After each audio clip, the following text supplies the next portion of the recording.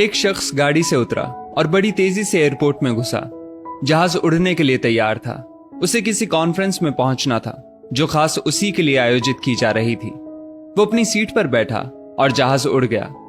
अभी जहाज कुछ दूर ही उड़ा था कि कैप्टन ने ऐलान किया, तूफानी बारिश और बिजली की वजह से जहाज का रेडियो सिस्टम ठीक से काम नहीं कर रहा, इसलिए हम करीबी एयरपोर्ट पर उतरने के लिए मजबूर हैं। जहाज लैंड होते ही अब वो शख्स बाहर निकला और कैप्टन से शिकायत करने लगा कि उसका एक एक मिनट कीमती है और होने वाली कॉन्फ्रेंस में उसका पहुंचना बहुत जरूरी है। पास खड़े दूसरे मुसाफिर ने उसे पहचान लिया और बोला, डॉक्टर पटनायक, आप जहां पहुंचना चाहते हैं टैक्सी द्वारा यहां से केवल 3 घंटों में पहुंच सकते हैं। डॉक्टर ने उस शख्स का शुक्रिया अदा किया और टैक्सी लेकर निकल पड़ा। लेकिन ये क्या, आंधी तूफान और मूसलाधार बारिश ने गाड़ी का चलना मुश्किल कर दिया। फिर भी ड्राइवर गाड़ी चलाता रहा। अचानक ड्राइवर को एहसास हुआ कि वो रास्ता भटक चुका है। नाउमीदी के उतार चढ़ाव के बीच उस शख्स को एक छोटा सा घर दिखा। इस तूफान में वही गनीमत समझकर गाड़ी से नीचे उतरा और दरवाजा खटखटाया। आवाज आई, जो कोई भी है अंदर आ जाए, दरवाजा खुला है। अंदर एक बुढ़िया आसन बिछाए भगवत गीता पढ़ रही थी। उसने कहा, माँ जी, अगर इजाजत हो तो आपका फोन इस्तेमाल कर लूं।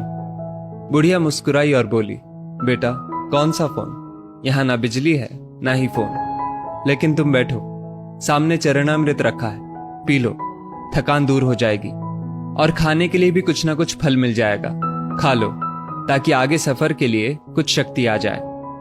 डॉक्टर ने शुक्रिया अदा किया और चरणामृत पीने लगा। बुढ़िया अपने पाठ में खोई थी कि डॉक्टर की नजर उनके बगल में पड़ी।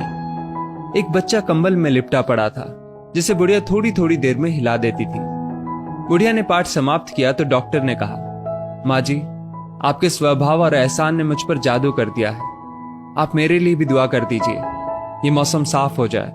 मुझे उम्मीद है आपकी दुआएं जरूर कबूल होती होंगी। बुढ़िया बोली, नहीं बेटा, ऐसी कोई बात नहीं। तुम मेरे अतिथि हो और अतिथि की सेवा ईश्वर का आदेश है। मैंने तुम्हारे लिए भी दुआ की है। परमात्मा का शुक्र है, उसने मेरी हर दुआ सुनी है। बस एक और दुआ मैं उससे मांग रही हूं, शायद जब वो चाहेगा उसे भी कबूल कर लेगा। कौन सी दुआ? डॉक्टर ने पूछा।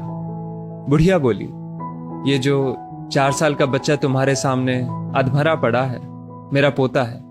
ना इसकी माँ जिंदा है ना ही बाप। इस बुढ़ापे में इसकी जिम्मेदारी मुझ पर है। डॉक्टर कहते हैं इसे कोई खतरनाक रोग है जिसका वो इलाज नहीं कर सकते। वो कहते हैं एक ही नाम पर डॉक्टर है। क्या नाम बताया था उसका? हाँ, याद आया, डॉक्टर पटनायक।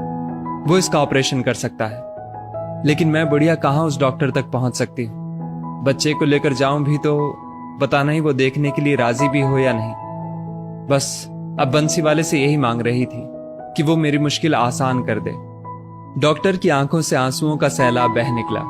वो रूंधे कंठ से बोला, माई, आपकी दुआ ने हवाई जहाज को नीचे उतार लिया, आसमान पर बिजलियां कौंधवा दी, मुझे रास्ता भुलवा दिया ताकि मैं यहां तक खींचा चला आऊं। हे भगवान, मुझे यकीन ही नहीं हो रहा कि कन्हैया एक दुआ कबूल करने के लिए अपने भक्तों की इस तरह भी मदद कर सकता है। दोस्तों, वो ईश्वर सर्वशक्तिमान है। जहां इंसान बेबस हो जाता है वहीं से उसकी परम कृपा शुरू होती है। यदि इस वीडियो ने आपका दिल छू लिया हो तो इसे लाइक शेयर अवश्य करें और ऐसी ही बेहतरीन वीडियोस के लिए हमारा पेज जरूर फॉलो कर लें। धन्यवाद।